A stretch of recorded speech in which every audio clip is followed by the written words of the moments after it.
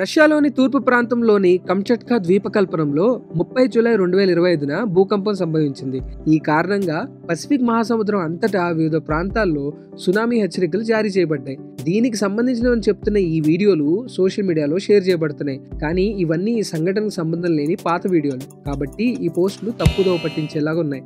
పశ్చిమ బెంగాల్లో ఒక హిందూ అమ్మాయిని ఒక ముస్లిం అమ్మాయి తన సోదరుడితో బలవంతంగా సంబంధంలోకి వెళ్ళమని చెప్తున్న సంఘటనను ఈ వీడియో చూపిస్తుందట. కానీ నిజానికి ఈ సంఘటన బంగ్లాదేశ్లోని ఒక పాఠశాలలో జరిగింది. అయితే ఇందులో ఏదైనా మతపరమైన కోణం ఉందా లేదా అని మేము స్వతంత్రంగా ధృవీకరించలేకపోయాం.